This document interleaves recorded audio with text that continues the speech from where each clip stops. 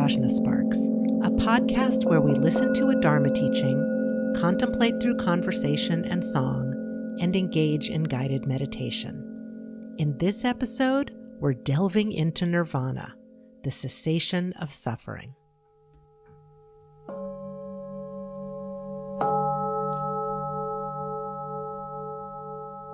This peace so profound, this unpolluted, uncreated, clear light, this nectar-like Dharma I have found, to whomever I may teach it, it would remain an enigma. So I will remain silent and stay here alone in the forest. This actually is the first teaching of the Buddha Shakyamuni. The words he said to himself alone in the forest beneath the Bodhi tree where he attained enlightenment. In our last episode, we talked about craving, the key to the first half of the more commonly attributed first teaching of the Buddha, because it was the first public discourse, usually called the Four Noble Truths. Those four truths are divided into halves, as I just mentioned. The first two relate to samsara, true suffering, and the true origin of suffering. Again, that word suffering really in Sanskrit is dukkha, much broader than what we normally think of as the more obvious forms of suffering. And then the second half of those four truths of noble beings, of realized beings, relate to nirvana, true cessation, and the true path leading to that cessation. What is that cessation talking about? It's talking about what happens when we put a stop to that vicious cycle, which in Sanskrit is called samsara, of rebirth, illness, aging, and death, rebirth, illness, aging, and death, on and on again. There are different approaches to explaining how that happens. And there are different approaches to describing nirvana, describing the cessation, and describing the details of that true path with its 8 limbs or branches to that path. There's a complete agreement as to what those 8 branches are, but there are differences among different Buddhist traditions about how to elaborate those 8 branches, which I will call here right view, right intention, right speech, right action, right livelihood, right effort, right mindfulness, and right concentration. I want to say something about the words right and true. We hear about right view, right intention, etc. Sometimes this is called correct view or authentic view. It's a comparison between the way samsara functions and the way samsara unravels. So the view is right when it is in line with what unravels samsara, what leads to liberation and omniscience. It's correct, authentic, and genuine because of the progress towards that end. And then the word true, when we talk about the 4 truths, very often they are called the truth of suffering, the truth of cessation, the truth of the origin, the truth of the path. I like to term them very directly: true suffering, true origin, true cessation, true path. Again, true here does not mean this is true, everything else is false. It has that sense of true that is like a wheel that is true because it moves without impediment. An arrow that is so finely crafted that as soon as it is let loose from a bow, it flies perfectly and without any wavering towards the bullseye of its target. That's the kind of true we're talking about here. The 4 truths, if we want to look at the Cliff Notes version, are basically this: recognize suffering, eliminate its origin, actualize the cessation of that origin by relying on the path. So we can see that those four truths are not really things to believe or to champion. There are things to do. The Buddha is extremely pragmatic. But what I wanted to focus on even more today is, what is this nirvana? What's actually left when we pull out that linchpin of the 12 links of interdependence, the craving we talked about in the previous episode? What's left when we upend the entire architecture of samsara by eradicating ignorance of the true nature of things? One of the more radical aspects of the Buddha's teachings is that what he is saying is, you don't have to construct something newly. By simply upending samsara, simply in quotes, what's left is nirvana. How can that be? From the perspective of the Kagyu lineage of Tibetan Buddhism that I practice, the explanation for that is simply that samsara is a misperception. The reason ignorance is at the root of samsara is because samsara itself is a misperception of reality that has been reinforced time and again until we are locked into a habit that we don't even realize we have. This helps us to understand a little bit more how it is that nirvana can be a cessation. In our tradition, we described three kinds of nirvana, or three vehicles, three approaches to nirvana. And they relate to the practitioner styles that undertake those vehicles, those approaches. So if you have a particular path, that leads you to a particular endpoint, a particular nirvana in this case. So what are those three? First is in Sanskrit, Shravaka, which means one who hears, a disciple, one who really takes in the Buddha's teachings and follows them with strict precision. Then there's the Prateka Buddha, the solitary realizer. The story around these is that in a time when there is no teaching Buddha, when there is no Dharma available, these Prateka Buddhas, solitary realizers, reawaken in their own mind stream previous lives of study and practice so that they attain their particular nirvana. Then there is the Bodhisattva. Bodhisattva means the being of enlightenment, or warrior, hero.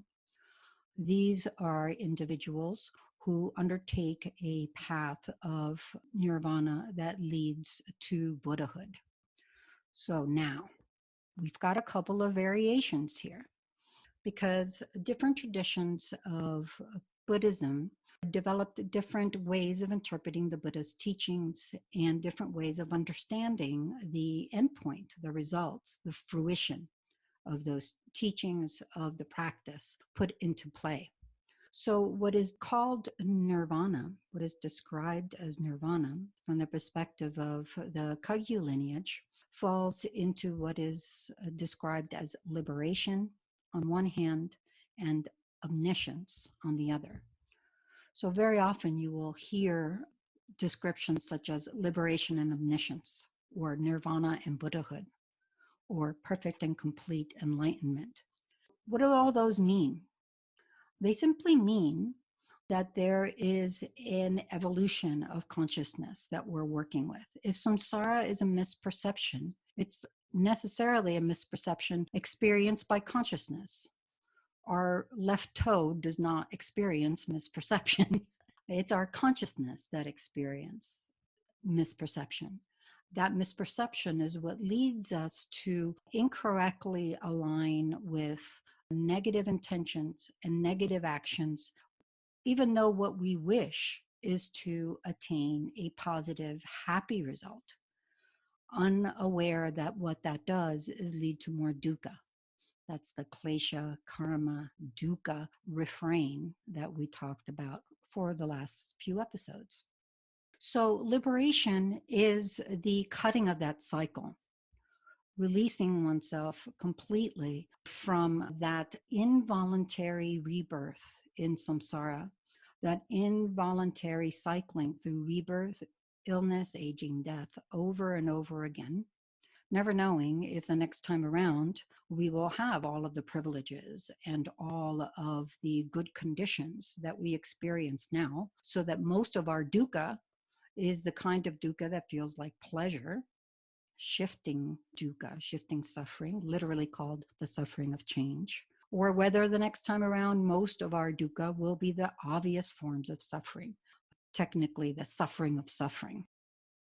Liberation from samsara can be that state of the arhat, completely pacified. All kleshas, all karma is in a state of essentially dormancy. While past actions can still give rise to fruits of experience, there is no new karma happening. Why? We talked about that earlier. Karma is action motivated by kleshas. The intention is klesha, a mindset that is disturbed relative to the natural tranquility of mind. So the arhat has completely cut that cycle altogether. There will never be another rebirth in samsara. Both the Shravaka, or hearer practitioner, and the Prateka Buddha, or solitary realizer practitioner, attain a kind of arhathood relative or corresponding to each of their paths. The bodhisattva is also liberated from samsara, but in a different way. The bodhisattva has also pacified karma and kleshas, but retains what is called a slight or innate form of klesha, which actually relates to dualistic perception. It's a cognitive style of klesha, the disturbance of mind that comes about simply by experiencing things dualistically. Now, why would they do that? Why in the world would they retain that? Well, it's not a choice. It's a natural byproduct of not having completed their path all the way to their complete and perfect end. Why does that matter? Because it is that subtle obscuration, which we call a cognitive obscuration, to set it against the klesha obscuration or emotional obscuration that is completely wiped out. That cognitive obscuration allows bodhisattvas to voluntarily take birth in samsara for the benefit of other beings. So we hear, for example, very often His Holiness Dalai Lama is a bodhisattva. He is the 14th Dalai Lama. What does that mean? It means that this is a mind stream that has chosen to take form in a particular way 14 times to establish a continuum of service to other beings. This is essentially what a bodhisattva does. It's the element of their practice. From the moment of realization, they begin to develop a continually refined mindset that leads all the way up to what is described in my lineage as perfect and complete enlightenment. In a word, Buddhahood, the complete awakening that has eradicated ignorance altogether.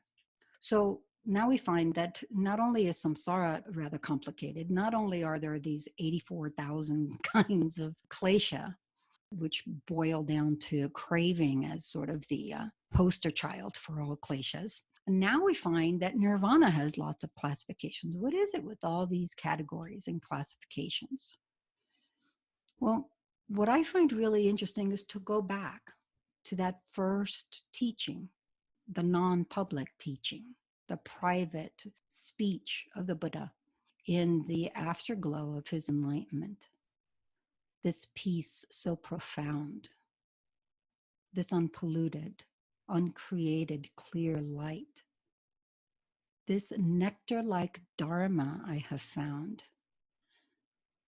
This is how the Buddha describes his direct experience of nirvana, his experience of enlightenment. So ephemeral, ineffable, that he says, to whomever I may teach it, it would remain an enigma. And he himself decides, I will remain silent and stay here alone in the forest. A legend has it that the devas, spiritual beings, gods, thought, well, we can't have this. He can't just stay in the forest by himself, silent. There are some folks who have, quote, little dust in their eyes. And if he speaks to them, they will hear him and they will take it in and they will integrate that and be able to actually make sense of this enigma. So they encourage the Buddha to go and teach. He decides to go find his previous colleagues after a scan of the world for who will be most receptive for his teachings. And he goes from Bodh Gaya to Sarnath, a trip which to this day is not the easiest trip on the planet. And he decides to speak to these 5 disciples and gives the teaching on the 4 truths. There are lots of different renditions of this first sutta, the sutta on the turning the wheel of Dharma or setting forth the wheel of Dharma. But basically, if we get the executive summary on the 4 truths, what are they? What does the Buddha say about this peace so profound, this unpolluted, uncreated, clear light, this nectar-like Dharma he has found? In summary, the first words out of his mouth are recognize suffering. What? How did we get from peace so profound to recognize suffering? What happened? What was going on in that road from this beautiful place in Bodh Gaya to this beautiful place in Sarnath, where the Buddha decided that the way people will pierce this enigma is not to tell them about this peace so profound, but to tell them about suffering? What happened is that the Buddha is expressing one of the qualities of Buddhahood, skillful method. The Buddha starts right where we are, in our experience, grounded in what we know. Anybody out there never experienced any pain in their life? Anybody out there never experienced a pleasure they wanted to hold on to but can't? Anybody out there never experienced this sort of existential questioning? Something you couldn't say is bad or good, but is always kind of in the background, makes you wonder. That's why the Buddha starts with dukkha. Then when he has our attention, he says, well, if there's a cause to this dukkha, that means we can diagnose it. We can treat this. We talked about this before. The Buddha presents these 4 truths as pairs of cause and result. The result is the dukkha, the various kinds of unsatisfying, unfulfilling discontent that populate life. Life is tragic. Even in the midst of our beauty, there is tragedy that tinges the edges of our experience. The Buddha is saying that if there's a cause to that, that means it can be cured. There is a cause. The cause is craving and the entire catalog of all of the kleshas that drive mind to act contrary to the true nature of things. And when you act contrary to the true nature of things, the result is also contrary to that. If the true nature of things is bliss, peace, clarity, wisdom, loving kindness, acting contrary to that yields experiences opposite to those wonderful qualities innate to our mind.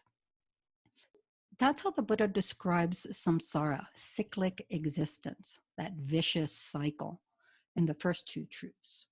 In the next 2 truths, he's laying out, again, a cause and result pair. The cause, in this case, is the true path, that 8-fold noble path, the 8-fold path of realized beings that yields a result, true cessation, a cessation of craving that yields a cessation of all 3 kinds of suffering. Again, those are technically the suffering of change, and the pervasive suffering of conditioned existence. I like to refer to them more conversationally as obvious suffering, shifting suffering, and universal or pervasive suffering. Nirvana, to just get down to it, is that full and complete expression of our own true nature. It is the unimpeded, undisturbed manifestation of Buddha nature. So we talked about craving and kleshas. We described how kleshas are any mental event, any emotional event that disturbs the natural tranquility of mind. Why does that matter? That tranquility is shot through with all of these beautiful qualities, the qualities of caring, delight, equanimity, love, joy, wisdom, fearlessness, and ability. Precisely what state of mind, what object of craving is worth disturbing that? What if you offered your time, your energy, your very life to extinguishing craving, pulling the linchpin out of that vicious circle? So the cycle of birth, illness, aging, and death, birth, illness, aging, and death without end falls apart, a spoke in the wheel. What if you eradicated ignorance, pulling up from the very root, the source of craving itself, of samsara as a whole, upending the very foundation of misperception, so the entire structure disintegrates without any possibility of return? What's left? Nirvana, the bliss of peace past all grief, which in its ultimate expression is our own true essence, the Buddha nature, wise, compassionate, and powerful.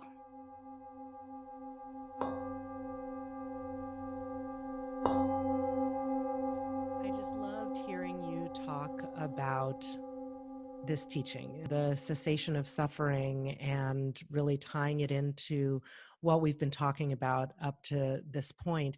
I feel like you've been speaking so beautifully about the cessation throughout this podcast. And you talked about it as fire burning through duality and being in a constant state of replenishment rather than being thirsty. And I've been taking these as descriptions of liberation, but you've been talking in this teaching about nirvana. And I'm wondering, is there a difference between liberation and nirvana? This is a fantastic question because, again, it can vary in different traditions of Buddhism. So what I am saying in this podcast may not make a lot of sense to listeners who are used to a lexicon from a different tradition of Buddhism than the Mahayana and particularly Vajrayana aspects of Tibetan Buddhism. But yes, there is a difference. So when we talk about nirvana from the perspective of the Kagyu lineage of Tibetan Buddhism, it's a very broad term. It includes liberation, but it is not only liberation. Liberation from this perspective is the complete freedom from samsara, never falling back to this involuntary cycle of birth, illness, aging, and death. However, the bodhisattva who is liberated does, if they wish, return to samsara. She might appear in any different ways. They might appear as a human, as an inanimate object, as an animal or other creature. They are liberated in the sense of being out of that involuntary cycle, but they are continuing on a path to omniscience. Omniscience is another word for Buddhahood. I want to be very clear. Omniscience does not mean you know the numbers on the lotto this Saturday. That's not the kind of omniscience that we're talking about when it comes to Buddhas. This is the knowledge of all things just as they are in their true nature, the knowledge of what it takes to be free of samsara. So, liberation includes lots of different degrees of evolution of a Buddhist path. From this perspective, the arhat, whether it's a Shravaka or Prateka Buddha arhat, and those Sanskrit words again mean a hearer or disciple for Shravaka, and solitary realizer for Prateka Buddha. From this perspective, they are liberated from samsara, no chance of falling back into that pit. Yet they have not attained perfect and complete enlightenment of Buddhahood. So, enlightenment or nirvana encompasses all of that liberation as well as Buddhahood. Many times we'll often say the three kinds of nirvana to relate to Shravaka, Prateka Buddha, Arhats, and Bodhisattvas.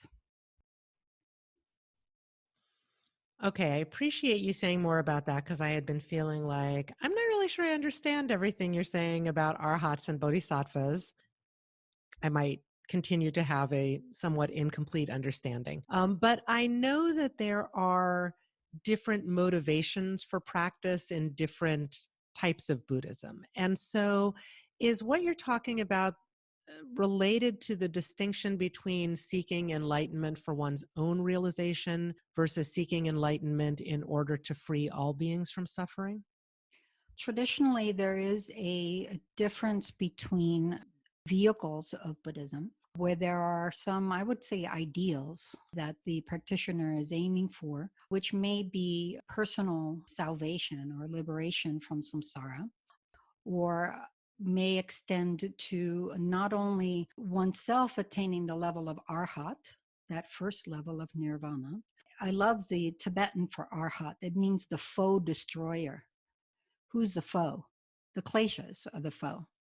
One of the big things about all Buddhist practice, and it's right there with the arhat, is recognizing the kleshas as our foe, not being walking lockstep where they are leading us. So the first thing is the commonality, the recognition that samsara is something to dismantle, that misperception is to be undone. That is the liberation of the arhat in the hearer vehicle. It's the liberation of the arhat in the solitary realizer vehicle. And to an extent, it's also the liberation of the bodhisattva in the bodhisattva vehicle. The difference is that the level of arhat is considered something that happens individually. That rupture of the kleshas and rebirth is so total that should the arhat become aware of the wish to do more for others, there's no way to connect. There's no way to attain rebirth in samsara. The bodhisattva's subtle obscuration is a kind of veil that allows for a voluntary rebirth in samsara. So liberated because that rebirth is not involuntary like us, but also able to engage other beings. So there is that difference in that motivation, and it's built into each of these paths. The intention in each of these three paths is in line with the result. The amount of positivity generated by the practice, which technically we call merit, is in line with the result, and therefore a particular result is what distinguishes the three kinds of paths, the three kinds of nirvana. Thank you. That's a really helpful clarification. It's just reminding me, and because you already brought up gambling with the lottery, I'll just continue on that path. It's just reminding me of one of the things that I like about practicing with the intention of liberating all beings from suffering is that it's actually a stronger motivation for me than just the idea of attaining enlightenment for myself.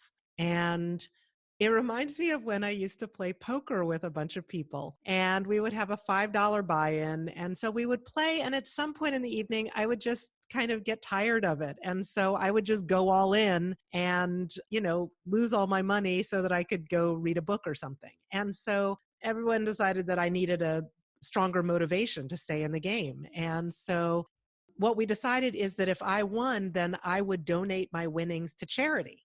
And that was a great motivation for me. Then I really wanted to win because, just $5, like for myself, I didn't mind losing that. But the idea of losing a possible donation to a charity that I really care about was much more important. So that just makes me think of one of the benefits for me of having that intention in my practice. Yes, I mean, the bodhisattva ideal of the Mahayana is to attain enlightenment for the sake of being able to bring all beings to that state.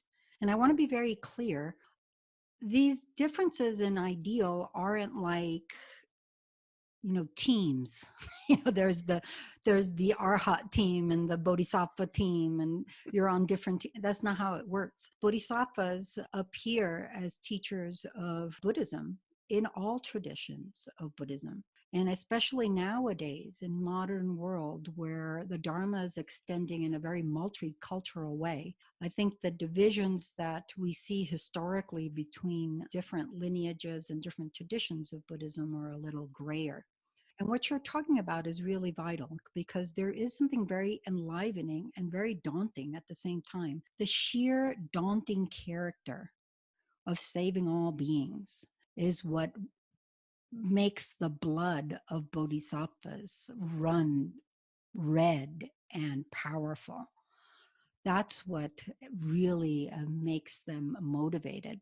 It's said that for a bodhisattva to think of being liberated from samsara themselves without the ability to benefit other beings is worse than living in a hell realm.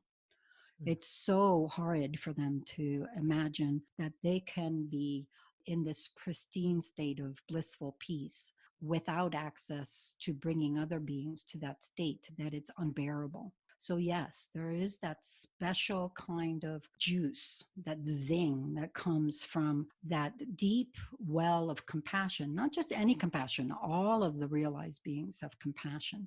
But this is a compassion that begins to empathize with other beings to an extent where it is impossible to leave them behind. Because think about it.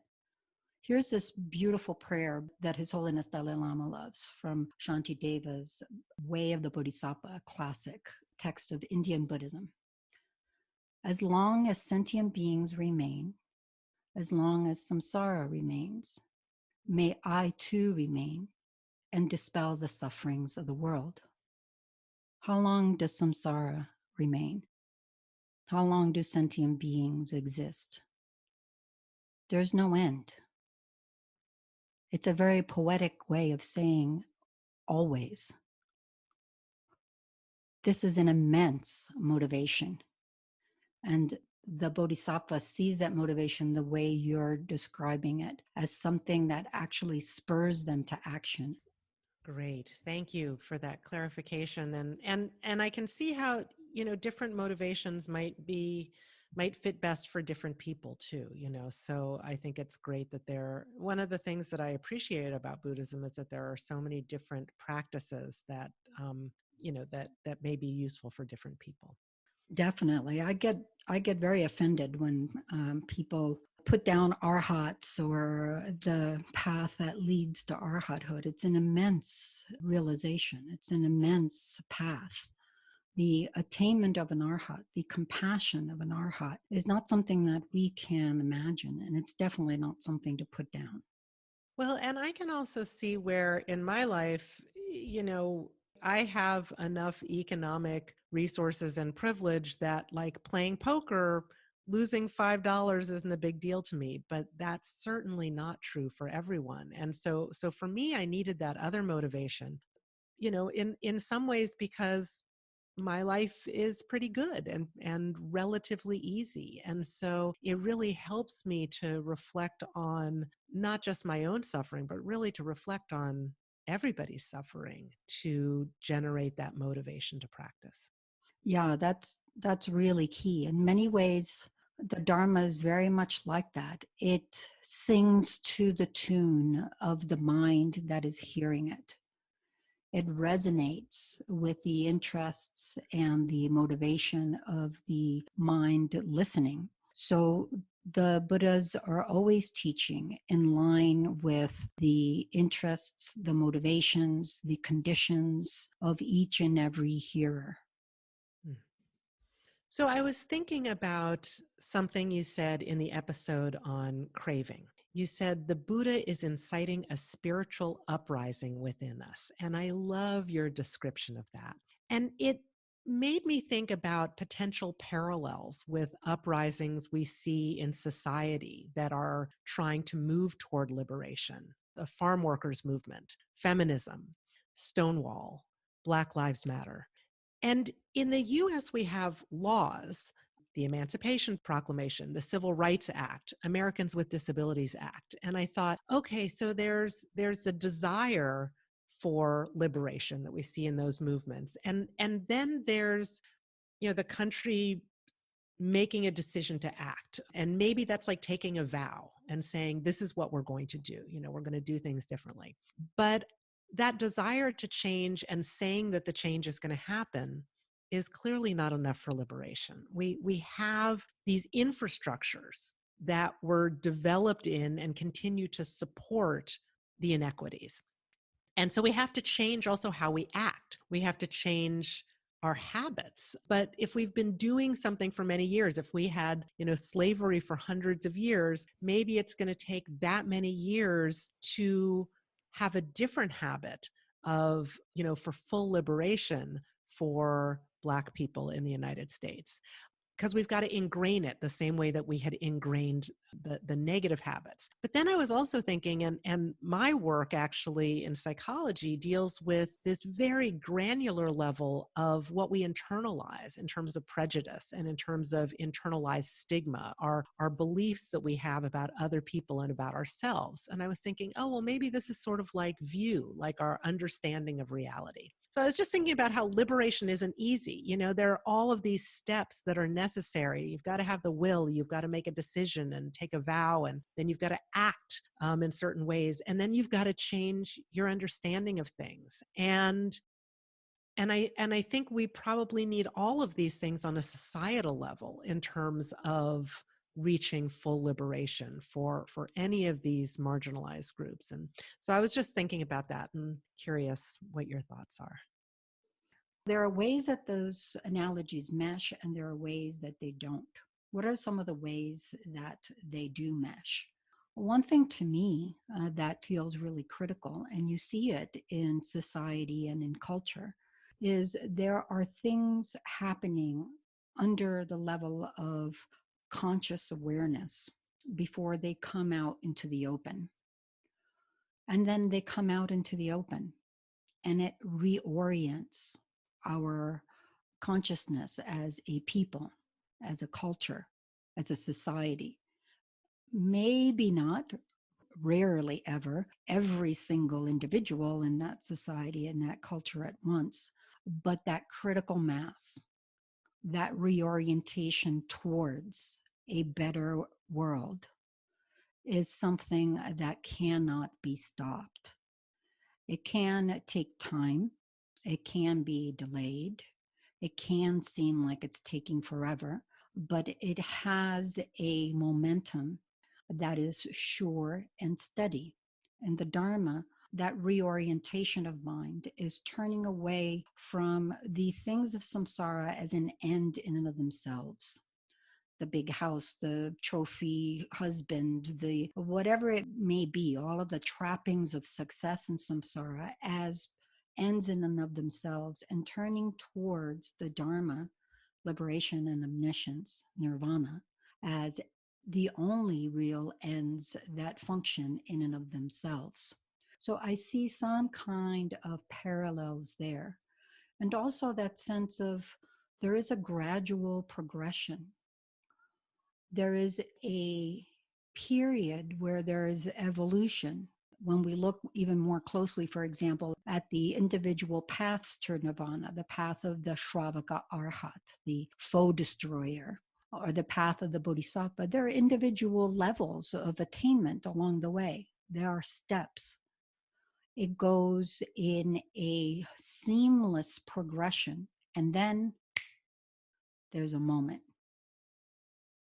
There's a moment that changes everything. Yes, we do need to replace bad habits with good. But if we have to take down every single klesha, every single misperception, one by one, like picking leaves off of a tree, they're endless. We would never be done. The peace that the Buddha is showing in these four truths is that by finding the origin, craving, by finding even the source of that origin, ignorance, we get down to the root. We uproot that poisonous tree, whether it be samsara, systemic racism, or whatever it may be.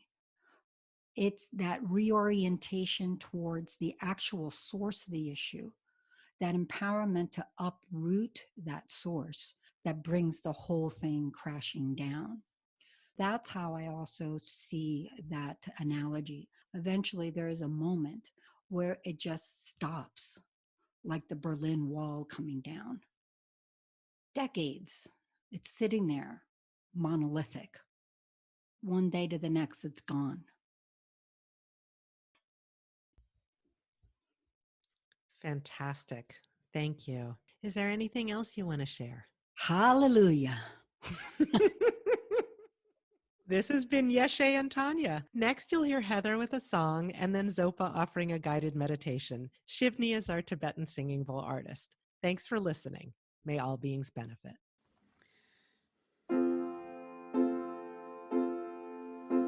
I've heard the cries of suffering from pauper to the richest king. How can this tragic cycle be undone? Well, it goes like this: for noble truths, the eightfold path, start with right view, will lead you in the end to liberation. Liberation, liberation, liberation, liberation.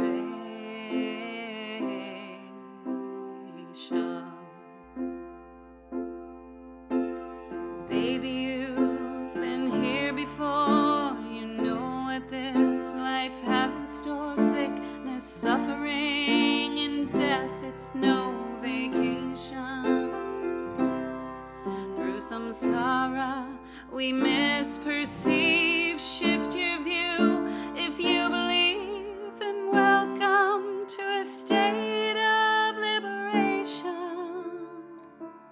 Liberation, liberation, liberation, liberation.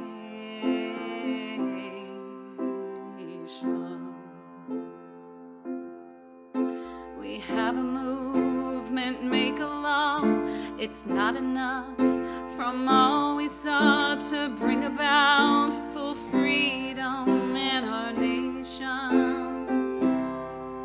If you have the will, then take a vow. Change your habits, practice now, and in a broken moment, liberation.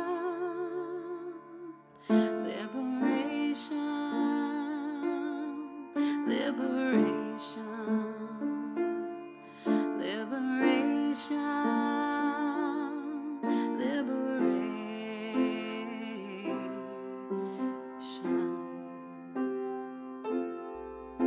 Nirvana is the sacred truth, a state of mind that's shatterproof beyond duality and thirst. It's the cessation. Your motivation must be strong. None of the vehicles are wrong. They'll bring you to the point of liberation. Hallelujah,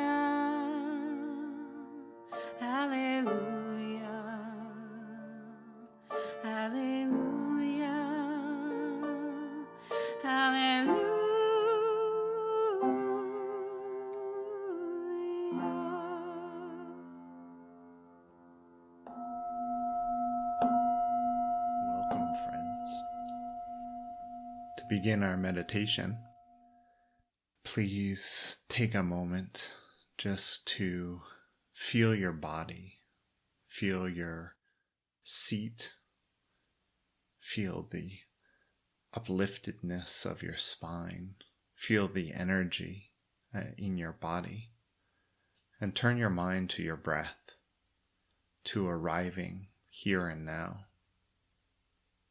As usual, we will begin with a little bit of shamatha, of settling our minds simply by following our breath. So let's just take a couple of moments to follow the inhalation and exhalation of the breath, to become grounded in the present moment, in whatever it is that you're feeling, being right here and right now. Welcome it in as the breath flows in and out, and as we allow our minds to settle, to gentle around that experience.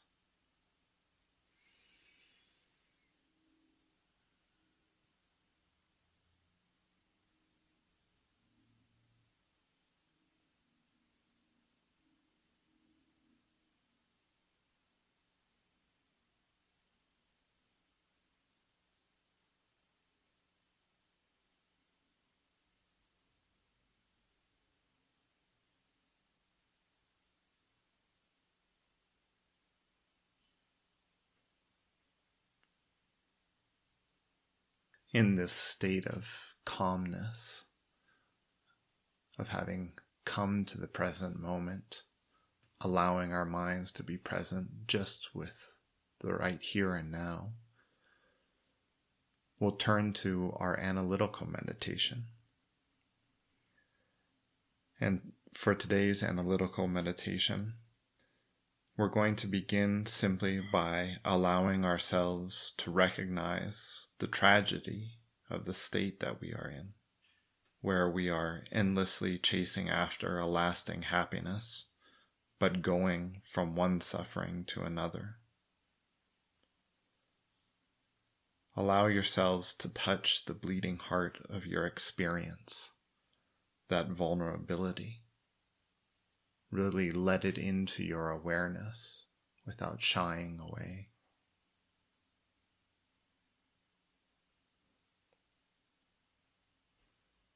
Normally we don't do this because we've been disappointed so many countless times. We give up hope of something better.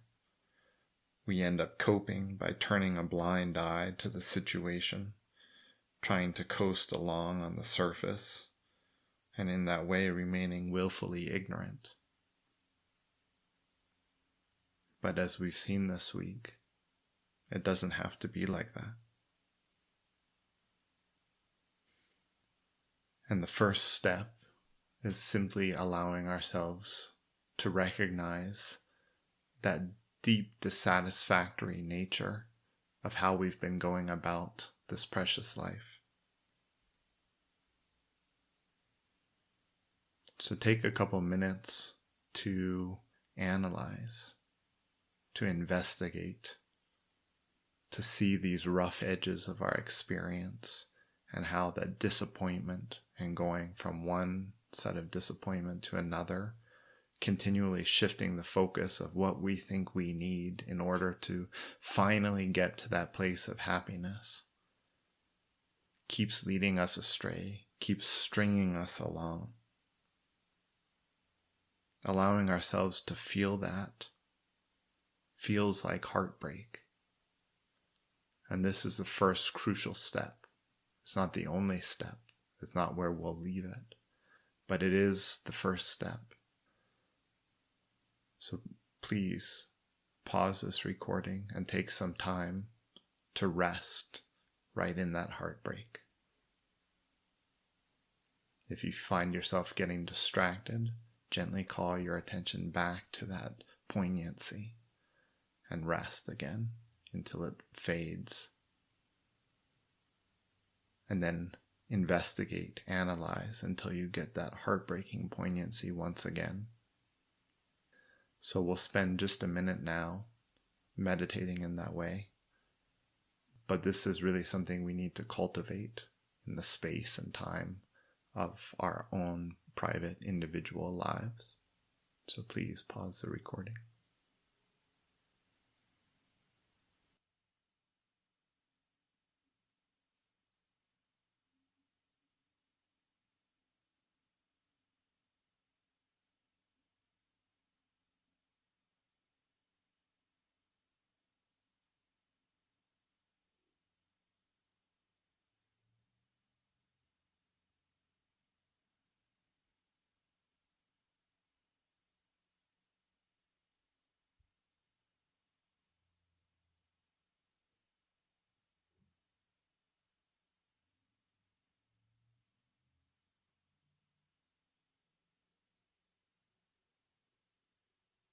So as we rest in this place, there's often this deep wellspring of sorrow that we touch into.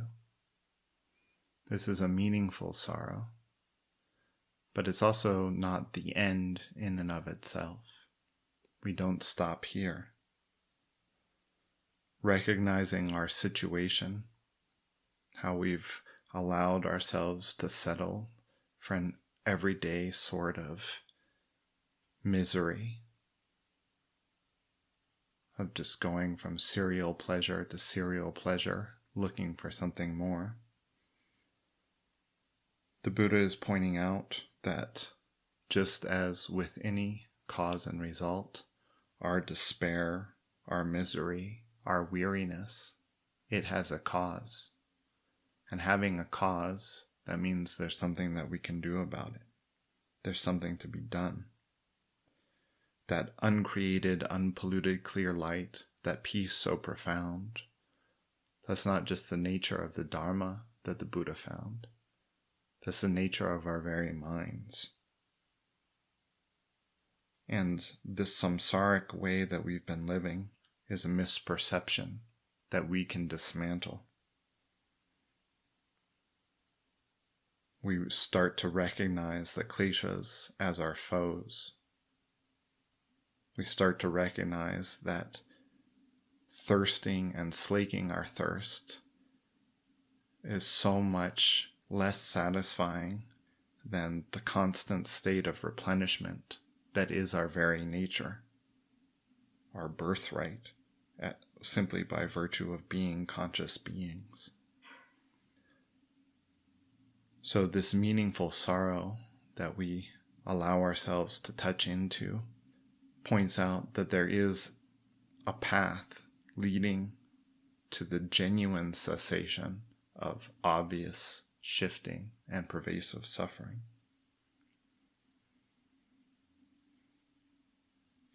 So to conclude the meditation, move from that meaningful sorrow to one where you start to recognize the potential of the situation.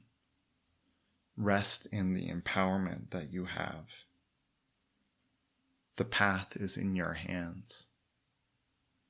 So take just a moment now to rest one-pointedly in the recognition of that. In the recognition that it is in each and every one's own hands, the ability to find that lasting peace, that vibrant embodiment that is our very nature.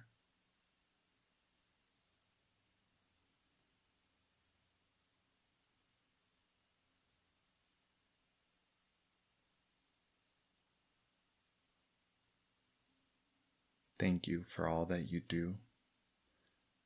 May this inspire you to offer your life to extinguishing craving, to eradicating ignorance, and thereby becoming a beacon for each and every being, our kind mothers.